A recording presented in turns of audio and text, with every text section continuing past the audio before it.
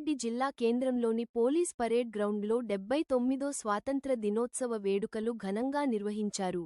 ఈ కార్యక్రమానికి ముఖ్య అతిథిగా రాష్ట్ర వైద్య ఆరోగ్యశాఖ మంత్రి దామోదర్ రాజనరసింహ హాజరై పతాక ఆవిష్కరణ చేసి పోలీస్ గౌరవ వందనం స్వీకరించారు. ఈ కార్యక్రమంలో TGIIC chairman Nirmala Jaggareddy, collector Praveenya, జిల్లా ఎస్పీ పరితోష్ పంకజ్, జిల్లా అధికారులు, అనధికారులు పాల్గొన్నారు. ఈ సందర్భంగా మంత్రి దామోదర్ రాజనరసింహ మాట్లాడుతూ 79వ స్వాతంత్ర దినోత్సవ సందర్భంగా ప్రజాప్రతినిధులు, న్యాయమూర్తులు, అధికారులు, ప్రజలకు శుభాకాంక్షలు తెలియజేశారు. జిల్లాలో 1,04,416 రైతు కుటుంబాలకు 910 కోట్ల 40 లక్షల రూపాయలు రుణమాఫీ, రాజీవ్ ఆరోగ్యశ్రీలో భాగంగా జిల్లాలో 35 కోట్ల 15 లక్షలు ఖర్చు, కొత్తగా 31,460 రేషన్ కార్డులు మంజూరు.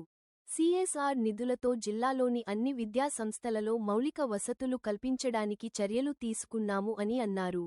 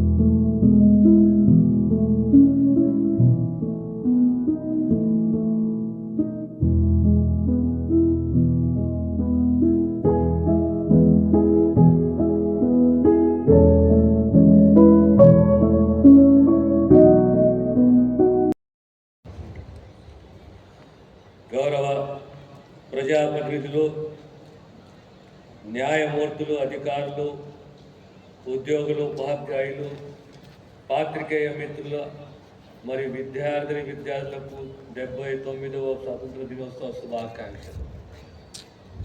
ప్రపంచంలో ఏ సమాజమైన స్వేచ్ఛని కోరుతుంది. మన దేశం కూడా స్వేచ్ఛ, స్వాతంత్రం, స్వయం పాలన కోసం సుదీర్ఘ పోరాటం చేసింది. మహాత్మా గాంధీ నాయకత్వంలో అహింసని ఆయుధంగా మలిచి చేసిన మహాసంగ్రామం మన స్వతంత్ర పోరాటం. అటువంటి ఎంతో మంది మహానుభావుల త్యాగాల ఫలితమే నేటి మన స్వతంత్ర భారతం. స్వతంత్ర భారతం దార్శనికతతో కూడిన నాయకత్వాన్ని, ప్రజాస్వామ్య పాలనను అందించింది. నెహ్రూ ప్రారంభించిన ప్రాజెక్టులతోనే దేశం సస్యశ్యామలమైంది. భూ పంపిణీ, పేదలకు ఇల్లు, ఇంటి స్థలాల వంటి పథకాలను ఇందిరాగాంధీ ప్రవేశపెట్టింది. నెహ్రూ ఇంద్రం స్ఫూర్తితో తెలంగాణ రాష్ట్రంలో ప్రజా ఆకాంక్షలను నెరవేర్చే దిశగా 6 గ్యారెంటీలు విజయవంతంగా అమలు చేస్తూ ప్రజాపాలన కొనసాగుతుంది. పేదలకు న్యాయమైన ఉచిత విద్య, ఆరోగ్యము, మహిళా సాధికారత, యువతకు నైపుణ్యంతో కూడిన ఉపాధి, అర్హత ఉన్న పేద విద్యార్థులకు ఆర్థిక భరోసా కల్పించే విధంగా అన్ని రంగాలను సమగ్రమైన అభివృద్ధి మరియు సంక్షేమ ఫలాలను అందించడానికి కృషి చేస్తున్నాము. ఈ సందర్భంగా సంగారెడ్డి జిల్లాలో సాధించిన ప్రగతిని మీ ముందు ఉంచుటకు సంతోషిస్తున్నాను. రైతు సంక్షేమం మన ప్రభుత్వం బలంగా నమ్మేది, విశ్వసించేది. వ్యవసాయం దండగ కాదు, వ్యవసాయం పండుగ. 6 కాలం శ్రమిస్తూ దేశ ఆర్థికాభివృద్ధికి దోహదపడే శ్రమజీవి రైతు. అలాంటి రైతులను ఆదుకోవడానికి మా ప్రభుత్వం కృతనిశ్చయంతో ఉన్నది.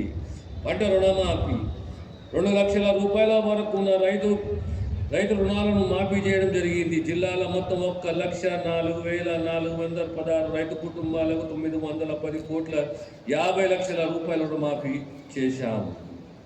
రైతు భరోసా పథకం రాష్ట్రంలో అన్ని వ్యవసాయ యోగ్యమైన భూములకు ఎకరానికి సంవత్సరానికి 12,000 రూపాయలు పెట్టుబడి సహాయము రైతు భరోసా పథకం ద్వారా మన జిల్లాలో ఈ వానాకాలంలో 3,58,863 మంది రైతుల ఖాతాలో 442 కోట్ల రూపాయలు జమ చేయడం జరిగింది. రైతులకు ఉచిత విద్యుత్ జిల్లాలో 1,06,878 మంది వ్యవసాయ విద్యుత్ వినియోగదారులకు 52 కోట్ల 37 లక్షల రూపాయల సబ్సిడీతో ఉచిత విద్యుత్ పొందుతున్నారు. రైతు బీమా పథకం 2024-25 సంవత్సరానికి మరణించిన 14 మంది రైతు కుటుంబాలకు 5 లక్షల రూపాయల చొప్పున మొత్తం 70 కోట్ల రూపాయల వారి నామినీ ఖాతాలో జమ చేయడం జరిగింది. భూభారతి రైతు సంక్షేమం కోసం భూ సమస్య పరిష్కారం కోసం జిల్లాలోని మొత్తం 28 మండలాలలో మరియు 596 గ్రామాలలో గ్రామ సభలు నిర్వహించారు. ఇప్పటి వరకు 991 దరఖాస్తులు పరిష్కరించడమైనది.